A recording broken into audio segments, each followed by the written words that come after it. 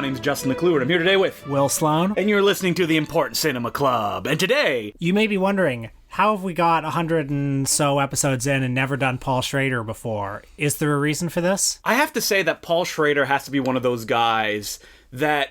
I don't know if he has any, massive fans, in the sense that, when people talk about him, they usually talk about him always in conjunction with someone like Martin Scorsese, because he wrote Taxi Driver, wrote a draft of Raging Bull, did a draft of The Last Temptation of Christ, and then they often go, and he also directed other films. Right, and it's hard to pinpoint, one masterpiece in the Schrader. Mishima. Yeah. But, even that one, not that popular. Yeah, it's not in the public consciousness in the way that the films that Martin Scorsese directed. And Schrader also, because his sensibility is in many ways so aligned with Scorsese's, but unlike Scorsese, his batting average isn't that great. But he is a director that's worked consistently throughout his career. When you consider him, you imagine that he made a film every 5 years or something like that. But look at his IMDb, and it's every 2 years, every 3 years. He just kept working. But, in another way, this is another barrier to appreciating Paul Schrader because, he tackles so many different genres, and there are so many compromises in his career. So many movies that were troubled in some way, or movies that he made because that was the movie he was able to make at the time. It's not like, Scorsese, where he's had, exactly the career that he wants. And Paul Schrader is a guy as well that the kind of movie he makes, if he doesn't hit the nail on the head, they're not going to work. We're going to talk probably a lot about Scorsese versus Paul Schrader, but the way to start is to say that while they both have upbringings that are very similar, very religious, and that kind of guilt through the religion is illustrated through their films, Scorsese is a city guy, and that's where his religion comes from. And Paul Schrader is a guy who grew up in Grand Rapids, Michigan as a Calvinist. I also think there might be a difference between their Calvinist upbringing and their Catholic upbringing. The aesthetic of Catholicism is very Baroque, whereas Calvinism, it's all about, having your little monk-like existence in your empty room and hitting yourself with a whip or whatever they do. So Calvinism always comes up, no matter what movie it is that Paul Schrader is on the circuit promoting.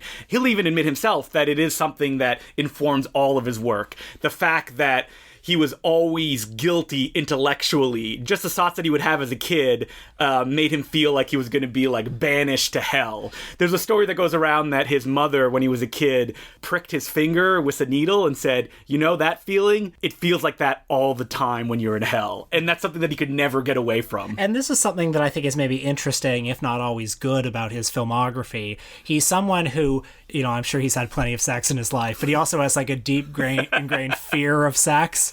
What was that post that he put on Facebook where it was the 70s when we used to have sex all the time or something like that? Yeah. And the first comment was his daughter going, "Ew, gross, Dad." Yeah. He's somebody who his filmography is so full of simultaneously being attracted and repulsed by decadence, whether it's autofocus or hardcore or, I don't know, a half dozen other movies, The Canyons. And the fact that he did go from his small town life to LA is a kind of fight that is always present in all of his films.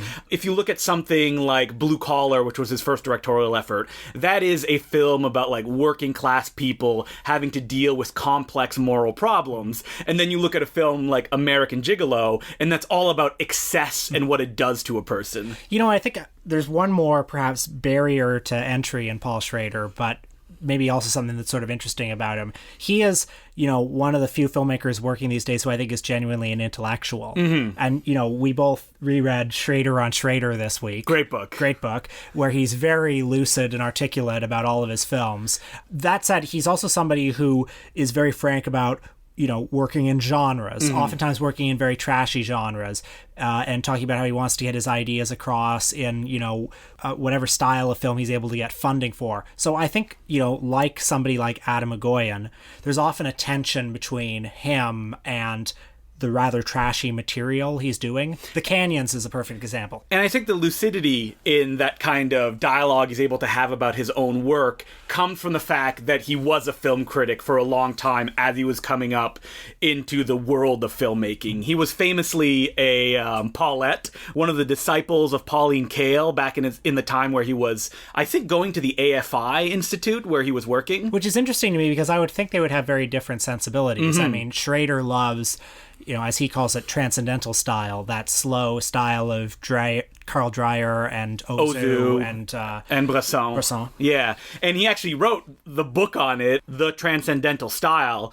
And it's interesting that he would be obsessed with that because it's not really the kind of style that he would go into the films that he made. No, and it's not really the kind of style that Pauline Kael gravitates towards either. She's very poppy in her taste.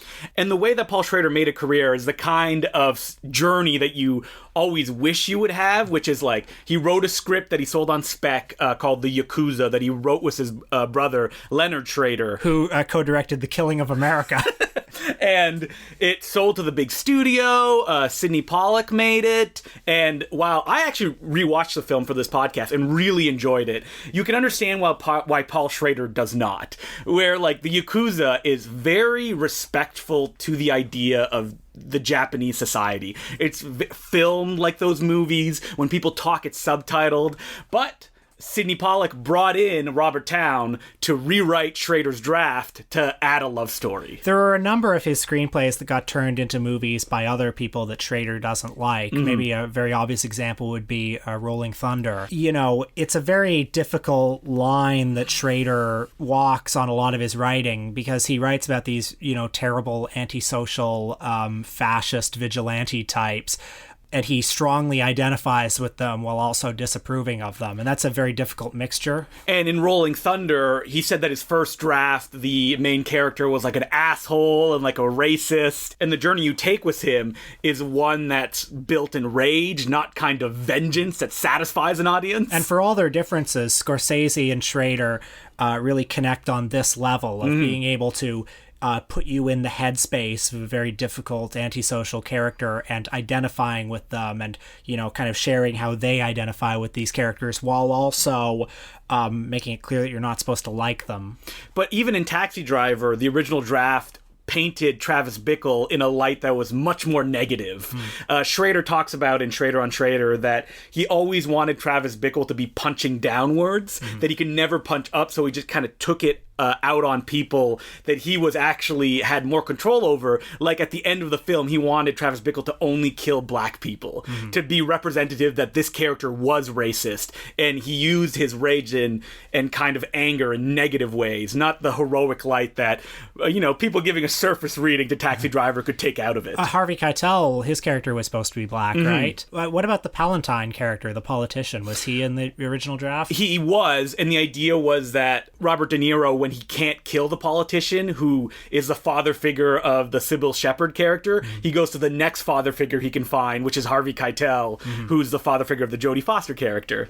This is all stuff that I'm just stealing from Schrader on Schrader, so which is an indication you should go read the book if this podcast episode interests you. Taxi Driver, by the way, good movie. Yeah, great movie. We're not going to talk about it too much, so let's move on to the stuff that we watch that Schrader actually directed. Well, why don't we talk about maybe his first two films a little bit, which I don't think either of us revisited for the podcast. No, but I've actually watched them quite a number of times. Me too. So Blue Collar with Harvey Keitel, Yaphet Kotto, and the great Richard Pryor as three, workaday slugs at an auto factory in Detroit who get entangled in a conspiracy where the union is in cahoots with, the bosses to keep the workers down. And I would say that for a first film, it's inching on being a classic. Like, for what it is, it works so perfectly, and it's a film that's impossible to discuss without the drama that happened on set, because Yaphet Kotto, Richard Pryor, and Harvey Keitel hated each other to the point that, like, when the final shot happened, Richard Pryor just walked away, got in his car, and drove off, and they never talked to him again. They were all worried they were upstaging each other. I think famously Richard Pryor said that Schrader got him back on coke out of pressure. I mean, although apparently, though, Schrader claims that many years later, Richard Pryor's people got in touch with him to adapt his autobiography into a film. Wow.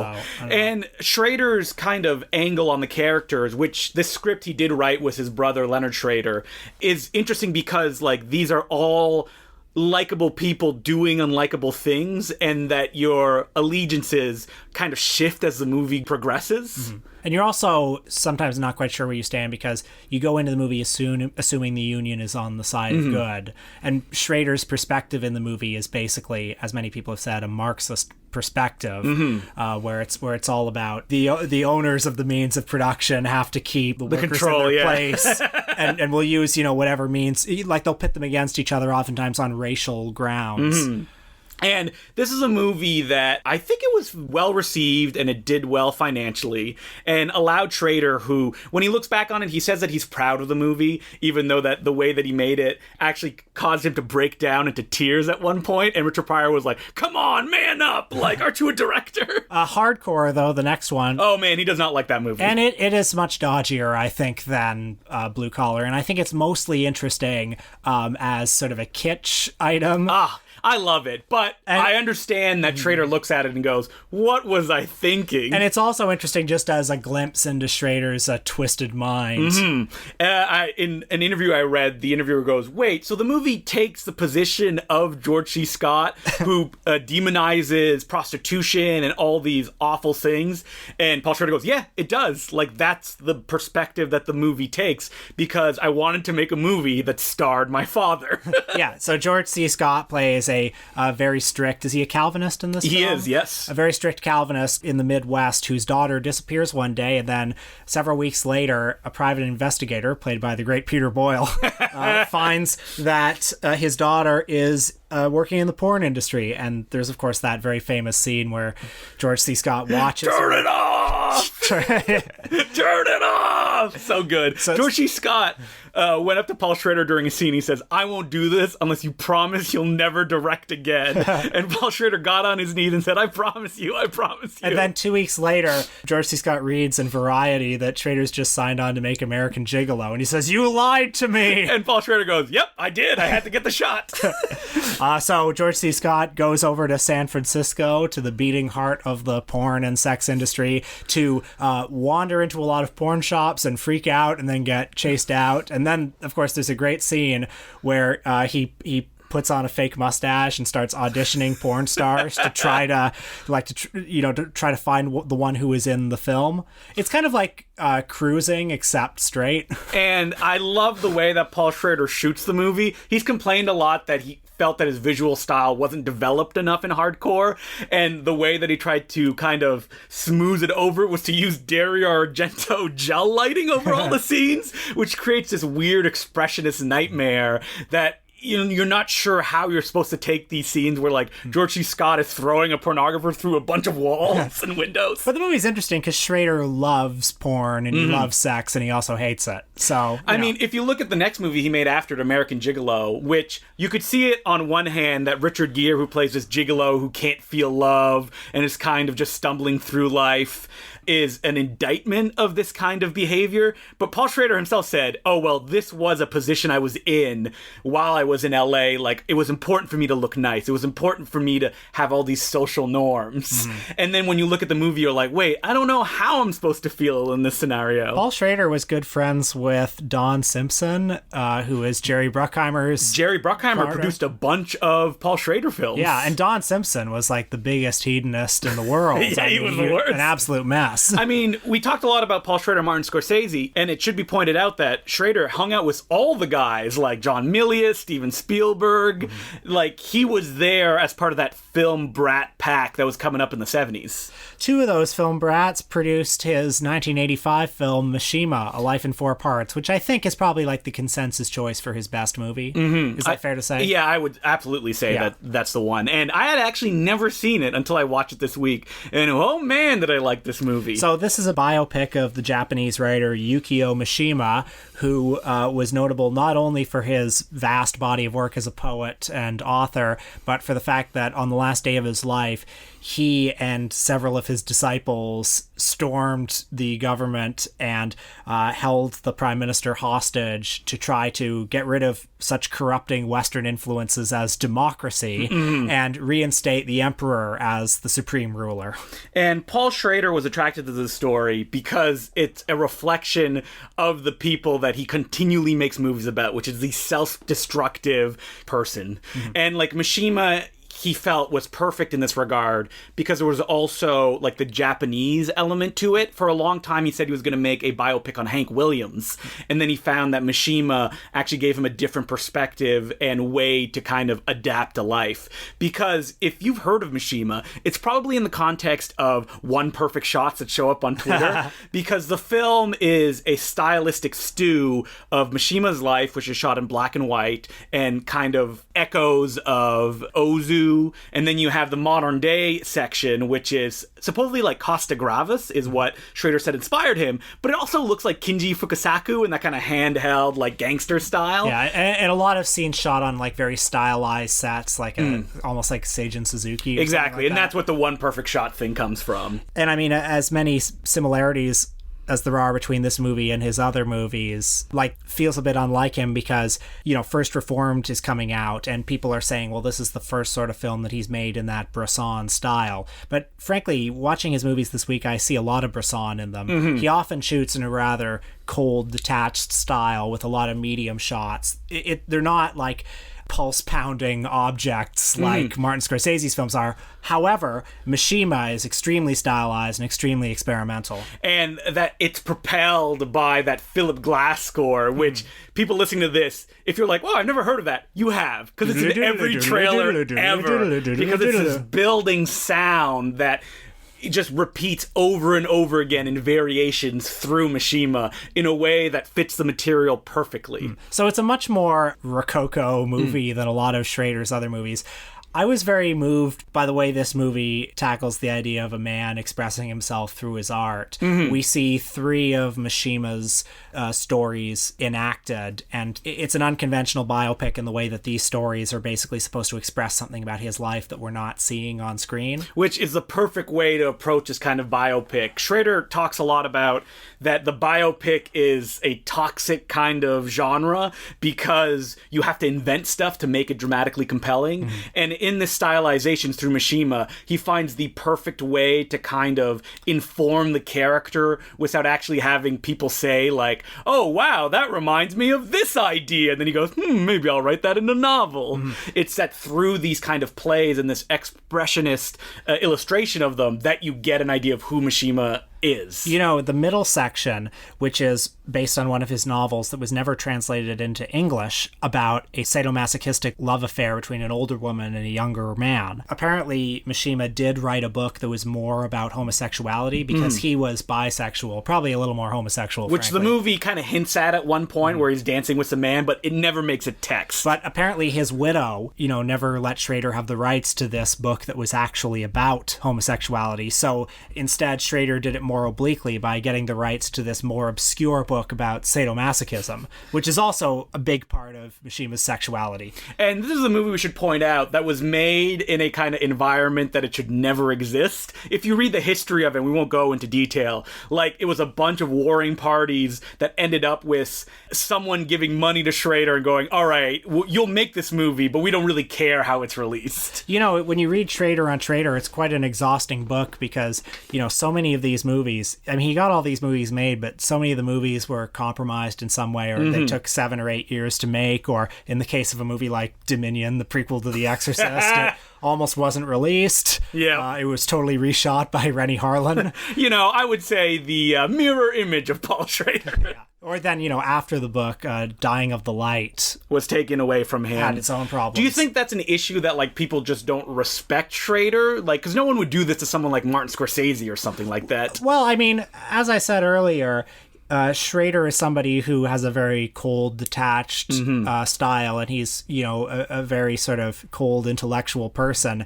And yet he's working in these trashy genres. And so I think either he's trying to make a movie that is more reflective of his sensibilities, like Affliction, which is not going to be a good commercial bet, or he's making a movie where he has to sneak in his ideas, like Dying of the Light, and that's maybe not giving the money men what they want. And I think that Schrader, while he is a guy that says stuff like, oh, I want to make studio pictures, that's what I want to do, like the horror films that he's made, he kind of looks down on them. Like he doesn't want to get into the meat, like the cheap seat stuff. And that he does want to make them kind of intellectually superior to stuff like, the low budget monster movies. Like his Cat People adaptation that came out in 1982, he was asked like, oh, were you a fan of the original Cat People? He's like, nah, I just think it's like a minor film. I don't understand why it has the reputation that it does, which is only the position of like an academic film person. And yet, maybe this isn't true. Maybe I'm just projecting this onto his films, but I think that Schrader's genre films, as hit and miss as they are more interesting than Adam Egoyan's genre films. Well, absolutely. Because Schrader has that push-pull within him. He is repulsed and attracted to these trashy elements, whereas Egoyan is only repulsed by them. Yeah, and Egoyan doesn't like the stuff that he's making, while Paul Schrader is like, I don't know how to feel about this. So, like, Cat People will have this, like, in-your-face sexuality and violence, but it's structured in a way that doesn't deliver exactly what an audience would want. So, throughout Schrader's career, it does look like he's kind of making the same movie over and over again. Like, you talk about, like, his God's Lonely Man films, which is stuff like Taxi Driver, American Gigolo, Light Sleeper, which we both watched. Or Bringing Out the Dead, with another screenplay where, like Light Sleeper, it's about this existentially adrift guy who, bounces around New York City at night, coming up on a bunch of eccentric characters. But at the same time, if you hear him talk about it, he's also acutely aware of trying to change things up. Like after Mishima, he made a Michael J. Fox, Joan Jett blue-collar drama called Light of Day, which I really enjoyed, but he approached it in a way where he went, all right, I'm not going to do crazy visuals like I did in Mishima. But like this artist who many people put in the box of like, oh, he does this one thing, does do them in subtle or very obviously different ways. Like Patty Hearst, which is often considered a failure as well, kind of financially and critically, is this insane film where Schrader decided to put the audience in the position of Patty Hearst. So for the first 30 minutes, you don't even get an introduction to her. She gets kidnapped right away. And then it's this kind of insane assault on the audience where you're trapped with her in a closet and everybody talking to her are just shadows that are illuminated by the door that like rips open and just like white behind her. And that's a really interesting way to approach the character, but at the same time it's not an audience pleasing way. And he says about Patty Hearst, like, if I could have found an audience pleasing way to do it, I would have, but this is the best way I could illustrate this point. And like his career, when you look at it, is ups and downs. But one of the undisputed ups of his career was Affliction in 1997, which that and I think Autofocus, while they were only sort of critical successes, they kind of brought him back into a certain zeitgeist. And when you look at something like Affliction and like the dour cover and that it's based on a Russell Banks novel, all you can think of is, oh man, it's gonna be a chore, won't it? Yeah. And we'd be lying if we said it wasn't a difficult film. I really liked it. Oh, I really liked it too. I found it very powerful, I gotta say. And it's the story of Nick Nolte, who plays this kind of washed up police officer whose life is crumbling around him. His father, played by James Coburn, is getting over the loss of his mother. And at the same time, a murder happened that Nick Nolte is kind of trying to solve. Or is it a murder? It's just kind of destroying him, essentially. And this movie just tracks his journey throughout this. Nick Nolte's marriage has also fallen apart, and his relationship with his young daughter is on the rocks, and he's starting a new relationship with Sissy Spacek. But unfortunately, the cloud of his abusive father, James Coburn, hangs over his life. And something that Schrader said in the Schrader on Schrader book that I really liked, Nolte has a brother in the movie played by Willem Dafoe, who's kind of even though it's told from Willem Dafoe's perspective, he's kind of a non-factor in the story. It's always Coburn and Nolte who are fighting, and as Schrader says, in the context of this family, that's love in a sick way. Coburn doesn't regard Willem Dafoe as a worthy adversary. He regards Nolte as a worthy adversary. So he's the one who bears the brunt of all his hate. And that's the way the film builds as well to this climactic moment between these two. Because we'd be lying if we said anything other than the film is the slow deterioration of an individual. And there's nobody better to deteriorate than Nick Nolte, who Schrader said that he picked because Nolte had an affable quality. An audience-pleasing persona. Which is kind of bananas when you consider Nick Nolte like today. Well, this was another era in Nick Nolte's career. But also, like, when he said that, of course, that quote pops out and seems ridiculous, but, you know, there is something to Nick Nolte. He is simultaneously very tough and gruff, but he's also has a vulnerability to him. You want to see him succeed. Yeah, like there's something about him that always seems very hurt and always seems on the verge of falling apart. And Schrader always talks about that he wants to end his films in a moment of grace. That's something that he takes from Robert Bresson. And I think that The Affliction is one of the perfect Schrader versions of that. Like, he ripped off Bresson a lot, doing the same ending in American Gigolo and Light Sleeper. But in The Affliction, he just the final moments of this film will stick in your memory forever when you see them. You know, I love a movie about a dysfunctional family. I love a movie about how, you know, one generation's flaws, or, you know, in this case, the cycle of violence, how it gets passed on from generation to generation, and the idea of how do you stop this cycle of abuse. And how do you stop the cycle of abuse? Schrader gives you no answers other than self-destruction. In a way, he does give you an answer. Yeah, it's just not the one that you want. Yeah. You cannot continue with your life from that point forward. Yeah. So he also made autofocus around this period, and this is the Greg Kinnear. I don't know why the DVD was everywhere, but I remember at the time of its release, I would say, like, what is this autofocus thing? Because Sony Pictures Classics had a lot of money behind it at the time. And it's the story of Bob Crane, the star of Hogan's Heroes, Hogan, who was this affable, smiling, charming guy who just loves sex. That's the movie. Yeah, and he had a good friend and partner in his escapades named John Carpenter, not to be confused with the filmmaker or the Who Wants to Be a Millionaire winner. And John Carpenter is played by Willem Dafoe. Just the go-to Paul Schrader guy. And Willem Dafoe may or may not be gay, you know, probably. Bisexual. Yeah, bisexual. And it's this kind of, again, destruction of an individual. And the film itself tracks this destruction visually because Bob Crane has this perfect American life, and the beginning is shot like a colorful lockdown kind of sitcom, and as it goes along the camera gets more wobbly, the film grain stock changes, and you get into this like decrepit world that Bob Crane ends up with because he just can't stop having sex. And you know, most of Schrader's, you know, isolated antisocial heroes know there's something wrong. They may not know how to fix it, but they know there's something wrong. Bob Crane is different. He's a complete blank. And Schrader said when the movie was coming out that this is what interested him, that Bob Crane didn't know anything was bad and he thought life was just good, and anything that was terrible that happened to him, well, it was just the bad luck of the draw.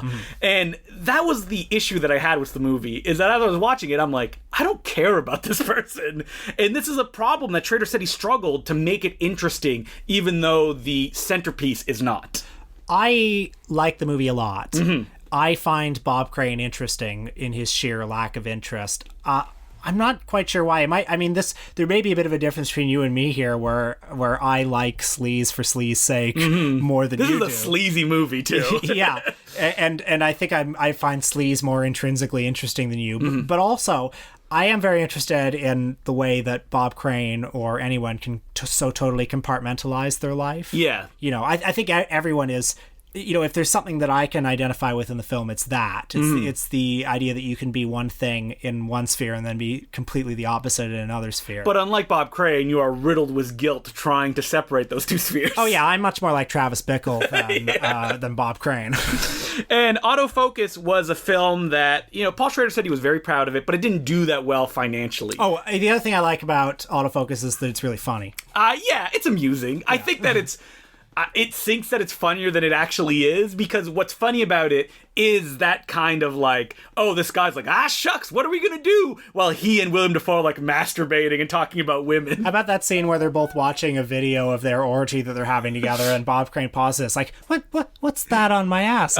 Is that your hand? And Willem Dafoe's like, what? It's an orgy. It's a group grope. What's the problem? That's funny.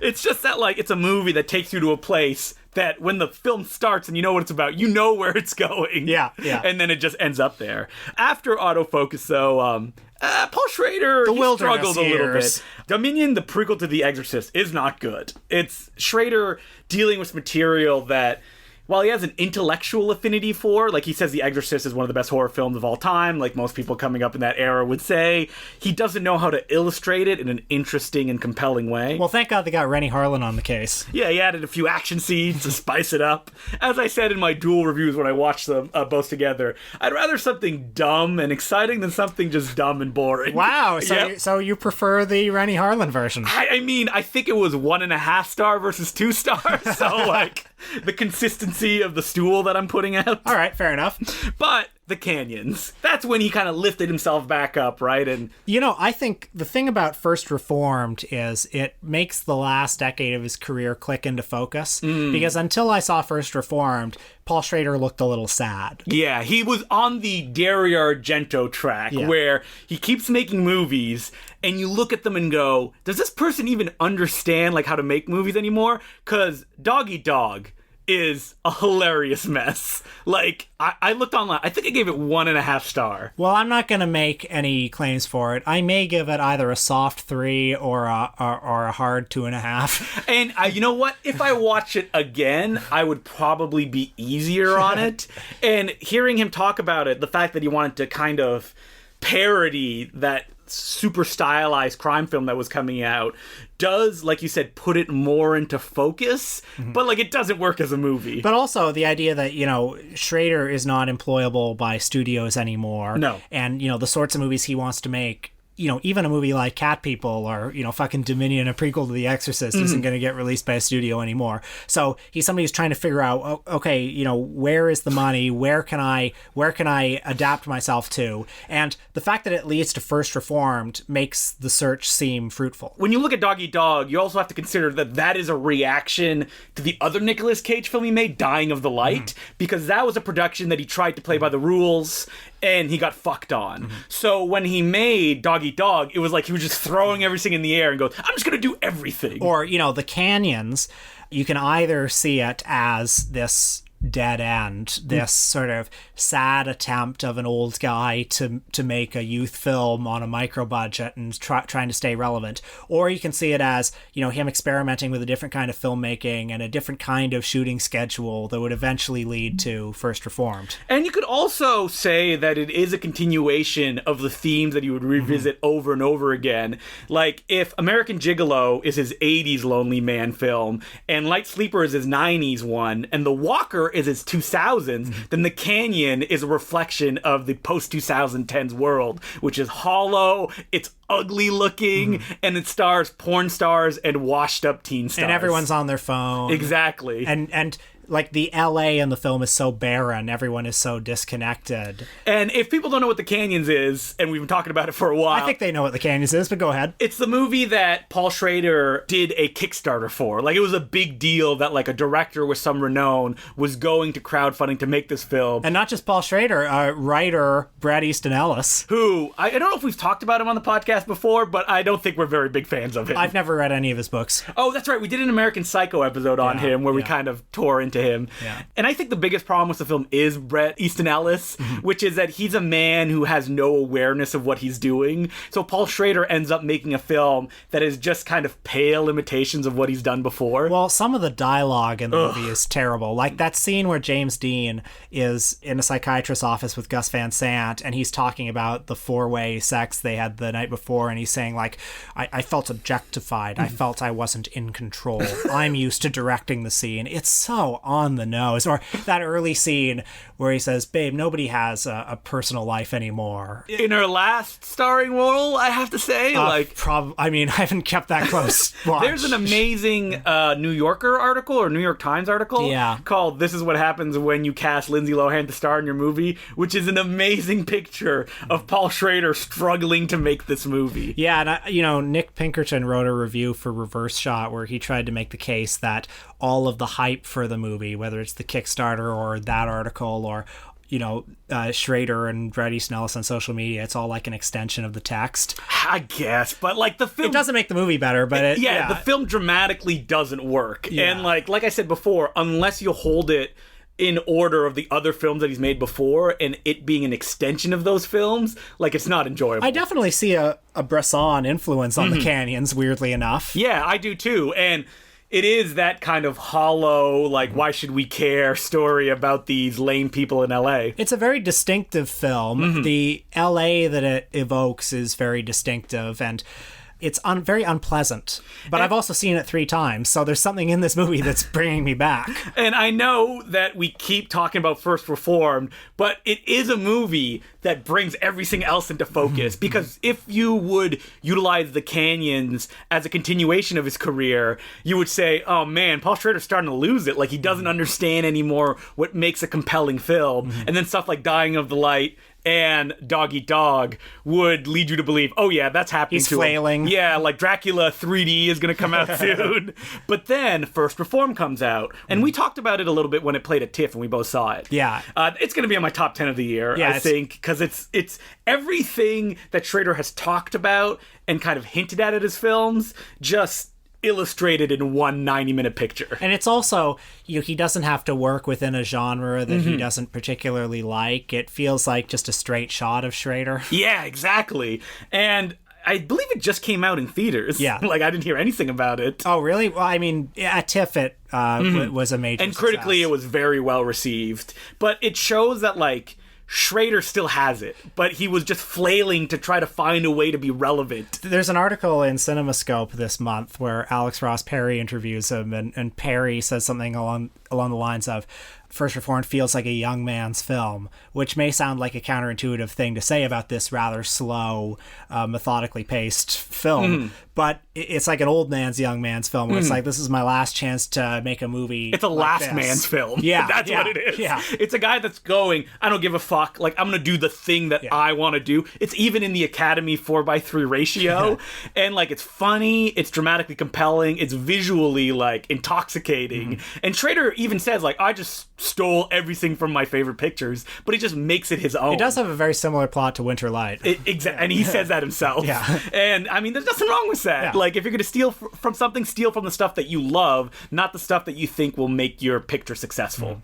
I do want to end with Schrader recently posted a Facebook status. Are you friends with him still? I'm not. I follow him on Facebook. Yeah. I'm not his friend. But he posted about... It was the week that Michael Cimino and Kiarostami died in the same week. And he said something along the lines of, let me get this straight. We're supposed to be so upset that 2 very accomplished filmmakers in their 80s died.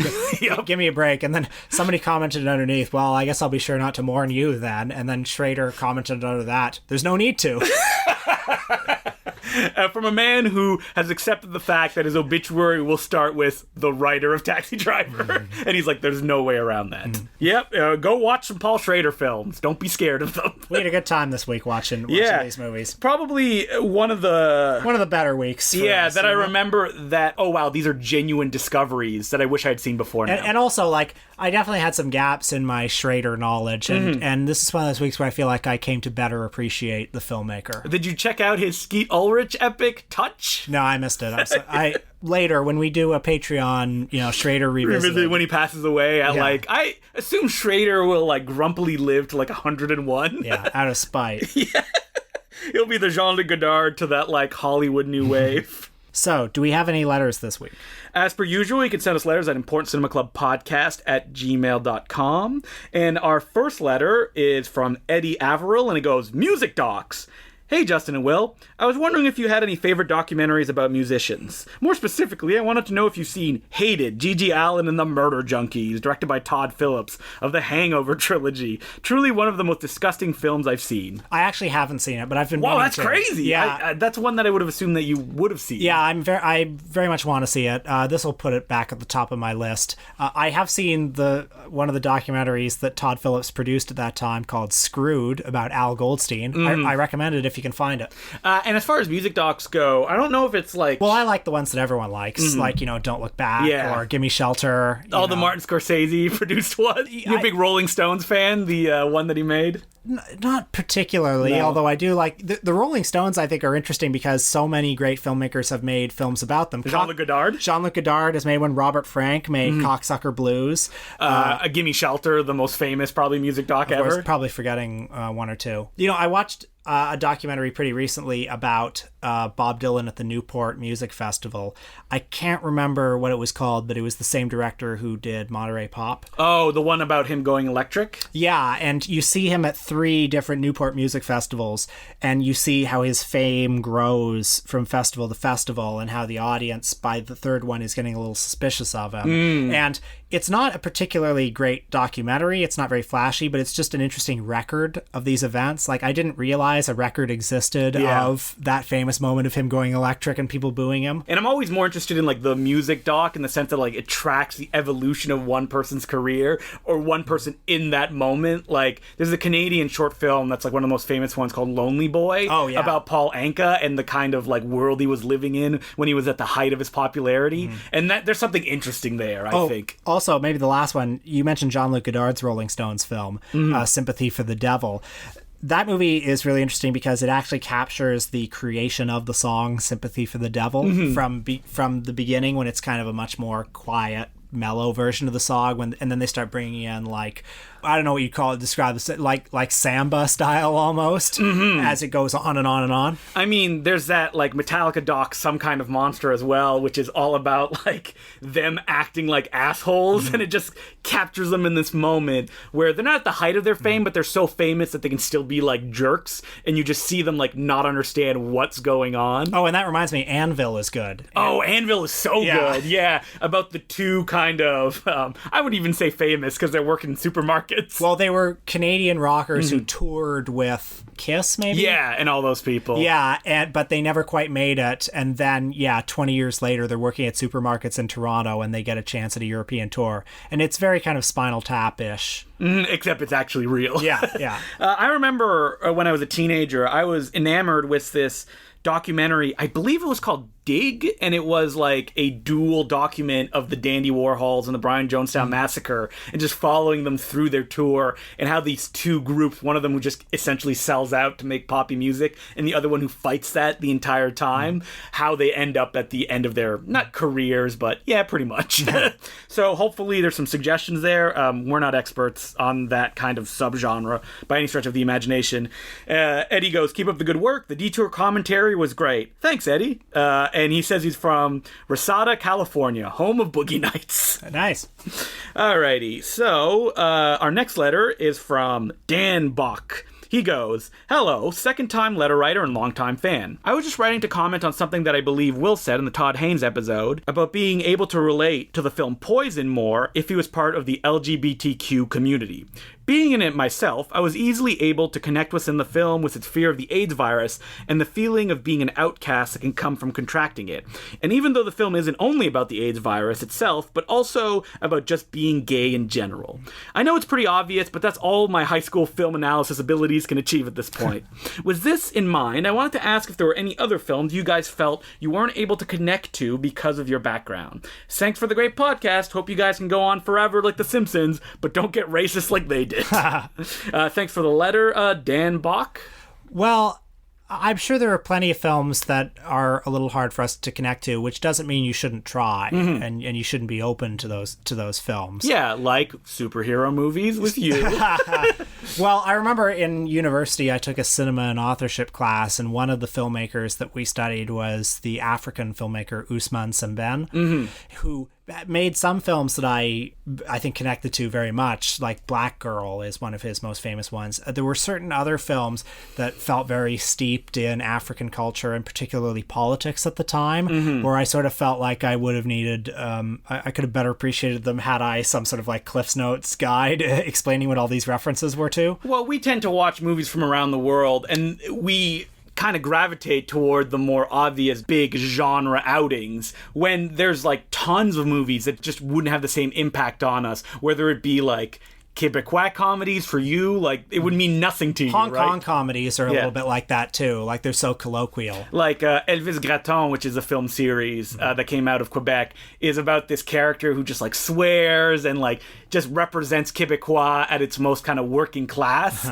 And even me, I'm like, while I did live in that environment, like this doesn't reflect me, so I don't like it. While I understand people like my stepbrother, he loved that shit. But you understand I do understand that, yeah. Whereas I feel like with certain of the Ousmane Sembène films, it's simply outside of my frame of reference. Like, it could also be like Japanese dramas as well. Like, we tend to gravitate towards ones that we can understand, but like modern day stuff that comes out now, or even like more kind of TV orientated stuff, like doesn't have the same impact on us and it would on other people that are steeped in that kind of culture. That said, I don't think, I think everyone has these sorts of blind spots, and it shouldn't be a retreat. Yes. Like, one should interrogate those blind spots and try to learn more and try to engage with the art and just be a better person, you know?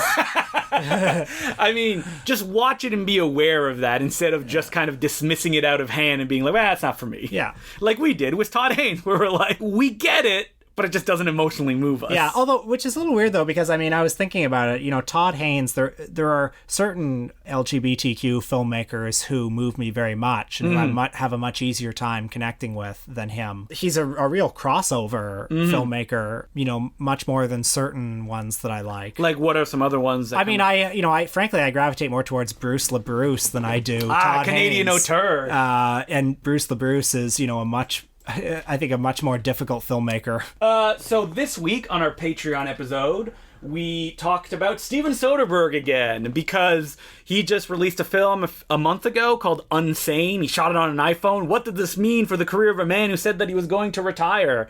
We were also supposed to talk about Steven Spielberg's Ready Player One, but I'm not going to force Will to go see it. Yeah, I may still see it at some point. You sent me like a sad message saying, I guess I'll go see it after work tonight. And I was like, Will, no, you don't have to do it. Don't do this to yourself. I thought you'd see it with other people alone. Don't do it. You're a good man.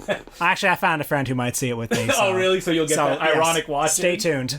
I would like to say again that you can become a Patreon member by going to patreon.com/importantcinemaclub. It's $5 a month. You get a new episode every week. And I just want to thank people that have recently become Patreon subscribers, which include Stephen Rice, Juha Matula, Emil Dirks, Emmett Krudas, William Chow, Michael Strabenjanin, Philippe Torres, Liam Rennie, Zach H., and Xiaoxi. Thank you very much for becoming Patreon subscribers. And shame on you, Justin, for some of those mispronunciations. Come on. Like, this word, his last name is SBRGANIN. Oh, well, listen, Michael, I'm glad you're a subscriber. So wait, how do you say his last name, Will? Anyway, that's it for this week. Next week we'll be back. Wait, no, I just want to thank people because I am jobless. This money means a lot to me. So next week, we're going to be talking about something that's very important to both of us. Spoof movies. Do they go under other terms like, you know, laugh 'em ups or... I mean, it's maybe a trickier genre to define because some spoof movies are spoofs of one or two particular movies. You know, a film like Fatal Instinct by Carl Reiner is a spoof of Fatal Attraction and Basic Instinct. Other spoof films like, say, Blazing Saddles are much more of a pastiche. Do we want to talk about Mel Brooks on this episode? No, we're not going to touch him. He should be his own episode. But we will be talking about Zaz, the Zucker brothers, and Jim Abrahams, and we'll be watching Top Secret. And listen, we got to do one of those movies. So, Airplane. And yeah, we'll talk about Airplane as well. Airplane is the definitive one. Airplane, I know. Yeah. But, you know, Top Secret is the funnier one. Okay, we'll see. But we also have to watch Date Night or something like that. Let's watch Epic Movie. And we'll do it together. Yeah, okay. Yeah, so that way it'll be palatable. And should we also look at, I know you're a fan of Jane Austen's Mafia. I am. That's a Jim Abrahams joint, which is, he directed all those other movies. So, yeah, we could definitely discuss that film. And I believe you did a Michael and Us episode. Oh, I did one on American Carol. So you already covered the late period career of David Zucker. But that's what we're going to talk about next week. And until then, my name's Justin McClue. I'm Will Sloan. Thanks for listening. Beep, beep, beep, beep. It's time for Justin's Canadian Cinema Update. If you're not a Canadian listener, you might not have known that this week was Canadian Film Day. I mean, you're probably a Canadian listener and you didn't know as well, but... But it's a real thing here. You know, movie theaters across the country will have free screenings of Canadian films that day. Because Cube, Ginger Snap. The Sweet Hereafter. I mean, how else are you going to get people to see Canadian movies unless you do it for free? That's true. And then you devalue it, so nobody wants to go anyway. So I didn't go this year. I have gone in past years to see a Canadian film. Really? What have you seen in the past? I saw Nobody Waved Goodbye on 16mm film. Wow. Yeah, that was a good experience. I remember a few years ago they showed Going Down the Road, and the director was in attendance, which is crazy. And it happened like on the outskirts of Toronto where nobody probably went and saw it. Would you believe that I've never seen Going Down the Road? Yes, I would believe Patreon that. episode at Yeah, some point? sure, Patreon episode. I spent some time watching some Canadian movies that day while I was finishing up a presentation that I did at a library on Canadian cinema. And I went to the canonical, like, people talk about these movies as important. I watched Drylanders, which is... I just laughed and laughed and laughed watching it. It was the first film that the NFB made as a feature-length, dramatic kind of narrative film. Still using the techniques that they use in, like, Candid Eye and stuff like that. Capturing the journey that Canadians had in Saskatchewan when they went and they tried to farm the land. And it's just 70-plus minutes of misery. Just seeing these Canadian people, like, grow old and fail. People die. Children become homeless because they have to live in the city, and it's just like, this is what you thought people wanted to see? Sounds good. It's an illustration of that kind of idea that, like, in 30s melodrama, the idea of watching someone just fail is inherently dramatic. These are the kinds of great movies we get, you know, when we have a socialized film industry. Yeah, you know, exactly. where the government invests in it and, you know, wants to show the real Canada. Mm-hmm. Well, this week I went to the Royal to see Jaume Colette Serra's Orphan. To have a laugh, I'm sure. No, I respect Jaume Colette Serra as an artist, as an auteur. You're getting on my level now. Many smart critics have made the case, you know. Yeah, but they call him vulgar auteurist, which is kind of saying, like, he's beneath us. I mean, I'm like so many people who came late to the Jaume Colette Serra train. I think, you know, a lot of us back when House of Wax and this movie were coming out were a little too snobby to go see them. But yeah, now we can bring ourselves down to your level, Justin. Yeah, that's right. House of Wax, lots of fun. I've never seen it. More of a remake of David Schmoller's Tourist Trap than it is House of Wax. Well, I love David Schmoller. Yeah. The man who gave us Crawl Space and... that's the only one of his movies I know. Puppet Master. You made Puppet Master as well. I didn't know that's that. Right. Yeah. And so how was your experience at the screening? I believe it's the No Future series that happened at the Royal Cinema. Yeah, Angelo Moreta curates it. I thought it was great. I thought it was super fun. I thought it was just unbelievably, you know, cruel and upsetting. You know, the whole second half of the movie is just this orphan torturing her mother in increasingly sadistic ways. Do you remember the scene with the flowers? No, I don't. Okay, well, I'm not going to spoil it. Yeah, okay. The scene with the flowers is just ripped me apart. It was so sad. Now, is a movie like this, like, why do people feel they have to, like, label it like vulgar tourism? Like, can't they just enjoy Orphan, like, as a movie that's good? Well, vulgar auteurism was a critical movement that I think was Crank, I think, was part of it. Doomed from the start because, as many pointed out, auteurism was vulgar auteurism. Yeah, exactly. Like in Hitchcock, Howard Hawks, all that stuff. Or in Andrew Sarris's book, he had that whole section on expressive esoterica. Jerry Lewis. Yeah, Edgar G. Ulmer. That's vulgar auteurism. No, I think it was just a way for people. For certain critics to get some excitement around the idea, like to be provocative and say, "Oh yeah, Paul W.S. Anderson is an auteur." Yeah. That's what they were saying. Yeah, all right. Do you like Paul W.S. Anderson? I think he makes movies that I want to like and I find very dull. Okay. I've kind of pitched doing a Paul W.S. Anderson film. I think I would do it, yeah. But you haven't seen enough of his films. I could possibly do a Paul W. I'm interested in him. I think what's fascinating about him is that, like, he obviously loves all this stuff, but doesn't understand how to kind of do it in a way that, like, gets the audience's blood pumping. And that's specifically illustrated by Resident Evil, which is a boring slog, and Resident Evil 2, which he wrote, but was directed by somebody else. Resident Evil 2, Apocalypse, is one of the most fun, dumb, cheap Hollywood blockbusters that has come out in the last, like, few decades. Resident Evil 1 is, holy shit, like, why? What do you like about this stuff? I don't understand. And I've had to make a promise to myself, I will never watch it again. Because, like, it's bad, and no one will convince me of that. Well, anyway, with Orphan, I looked up the reviews that it got, and when it came out, it was 42% on Metacritic, which is crazy. And it, like, is it really that much different than, like, We Need to Talk About Kevin or Killing of a Sacred Deer? I guess it just comes down to the way that it's advertised, right? And the way that it's presented. And, like, you know, there's this question always in my mind when you talk about movies, and, you know, Roger Ebert said this, which is like, you have to evaluate the movie for, like, what it wants to be. Well, Roger Ebert, to his credit, gave Orphan 3.5 stars out of 4. He was, by a significant margin, the most enthusiastic critic. Wow, that's crazy. For it at the time. But yeah, a lot of the reviews of it seem to find it distasteful and yeah, just sort of an ugly and ridiculous film. Probably because it's a film, you know, for the masses, unlike Killing of a Sacred Deer, which is for us, the smart people. And, like, this idea of morals is something that I'm always fascinated by when I, like, read reviews, which is like, oh, I find this morally repugnant, and because of that, I can't enjoy it. We've talked about this a little bit through Wolf Warrior 2 and stuff like that, and the reviews have started to come out for the new Puppet Master movies, The Littlest Reich, which I'm a big Puppet Master fan. I just like the idea of them, even if I would say 3/4 of the film don't deliver in any way, shape, or form. But guess what? I own them on Blu-ray. What about a retro Puppet Master? The one that stars Greg Sestero from The Room and was directed by our main man, David Dakota. Well, I own it on Blu-ray because it has commentary with both of them. Oh, you know what? I should have mentioned The Canyons feels like a David Dakota film. You know what? It does feel like a David Dakota film. That's 100%. If David Dakota gave himself, like, 2 extra days to make it. Yeah. But, like, The Littlest Reich, reviews started to come out, and it's like, you know, this film is not for anybody who's PC, because these puppets they're killing, like, black people and Jewish people and gay people, because they're actually Nazis. And I suddenly had, like, a moment where I was taken aback, and I went, I don't know if this is for me then. Yeah. And, like, there's this question of, if, like, teenage me heard me say that, he'd go, like, what the fuck are you talking about? Like, why is this an issue?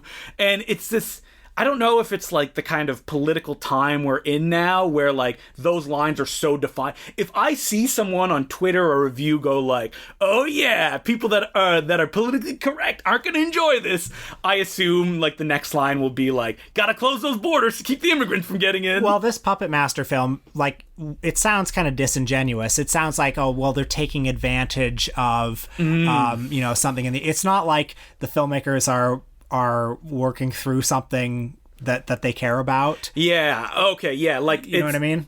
And it is directed by 2 guys. I don't recall their names. They made movies in other languages that I really enjoy, including one called Wither, which was like a remake of The Evil Dead, but it's like grungy and kind of like The Evil Dead remake. And, like, I can enjoy that on that level, but when then they just, like, push it to the next, that's when it makes me, I don't want to say uncomfortable, because I'm not uncomfortable with it. Yeah, I don't know. Like, there are lots of maybe morally compromised filmmakers who have made morally compromised films that are interesting.